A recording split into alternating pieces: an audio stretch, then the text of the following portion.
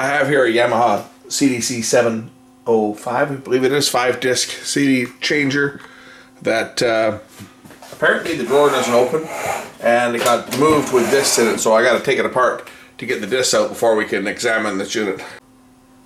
So the screw's out, top lifts off, and sure enough, there's a bunch of discs that have all fallen out. Oh,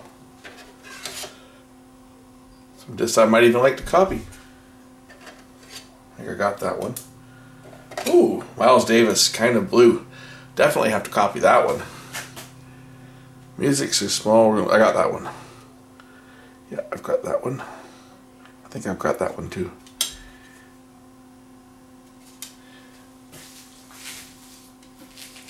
Okay, let's plug this thing in and see what it's not doing. Power on.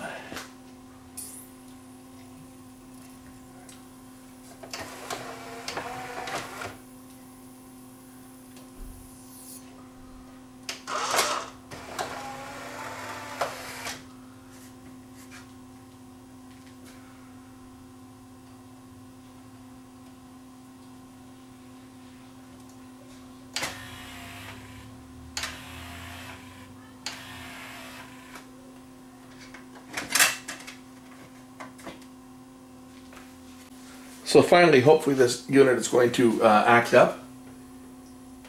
Apparently the disc tray doesn't open on it, so let's try and open it here. Oh, of course. Now it's going to work. The guy that owns this brings it back and forth. It stops opening, and he calls me up and says it doesn't open. He brings it to me, and now it opens. I have a feeling it's probably a belt that's slipping on this thing. Let's just check the torque out on the belt, because I bet you that's what it is it gets stuck. I'm holding it now, and I'm not having to put much resistance on here to hold it. He says you'll hear a motor run for 10 seconds, and then it stops. So I'm gonna go out on a limb and suggest that it's probably the loading belt that's giving trouble on this.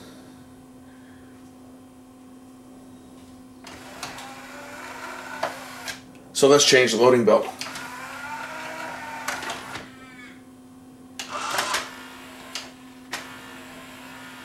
The loading belt on these Yamahas is relatively easy to change as long as you've got the drawer open. Here it is here, and I think what we were hearing on this was he would say you could hear a motor running and it wouldn't open. And if I see, there's not a lot of torque on there, so I have a feeling that this belt is his problem. So let's just take the belt out. Unplug it while I'm doing this. We'll take the old belt out. I'm going to see if I can find a replacement for that one and give this thing some new life. This belt, it's not broken and it's not even stretched, but it's really slippery. Okay, I found another belt that's I believe about the same size. Should be okay. This one here is not all slippery like the last one, so I just have to get this in here.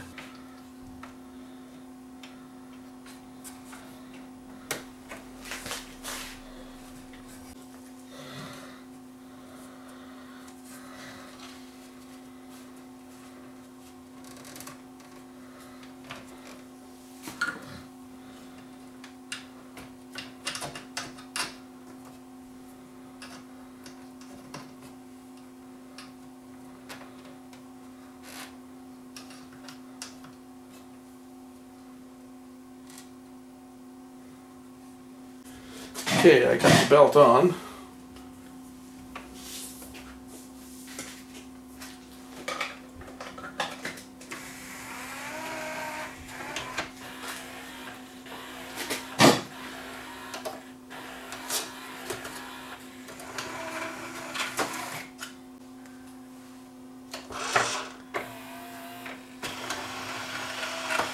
So there's the unit now, new belt in place.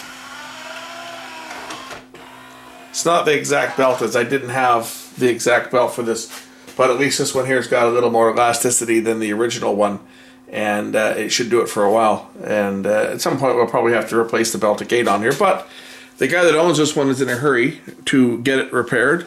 He doesn't have time to wait for me to order any parts or to try and source a part for it. He wanted it fixed, so I put in a belt that I had here, and it looks like it's going to be okay.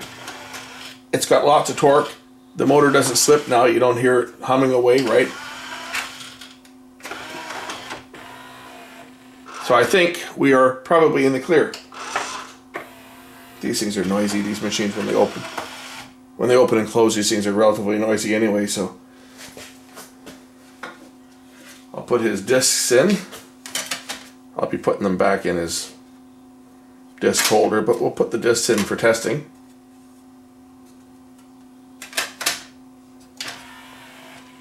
And I'm not going to play the music.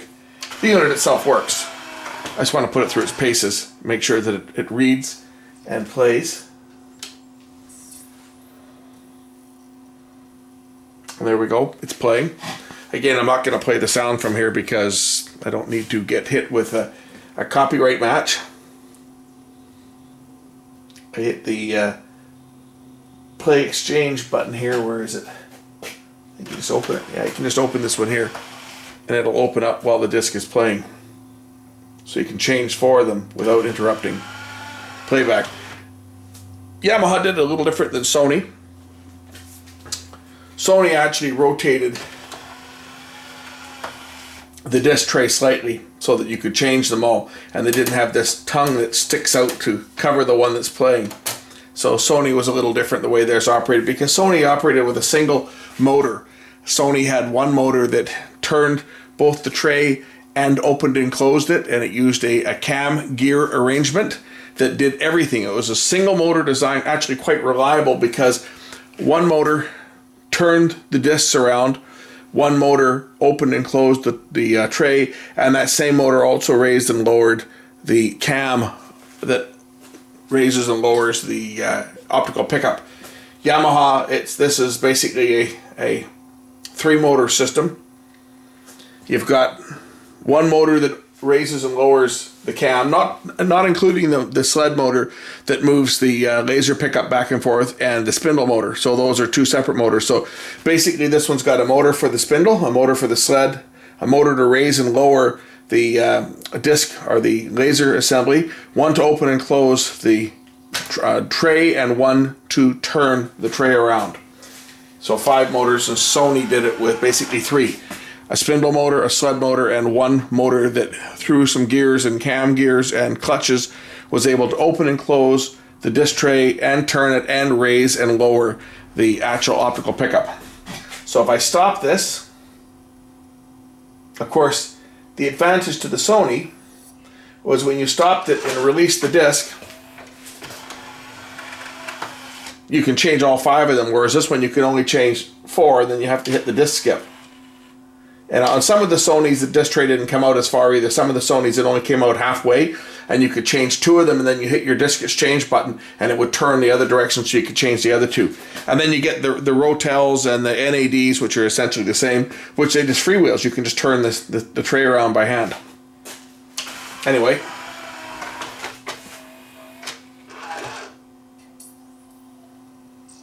There it is, it's playing. If I hit disc skip, it'll move to the next disc, as it's supposed to.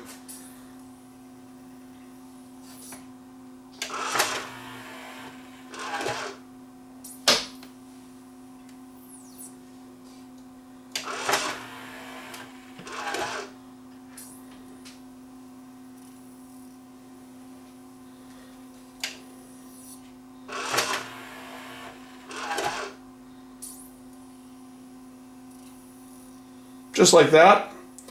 I'm going to open the tray and take out his 4 discs that are not going to be sent back in the machine.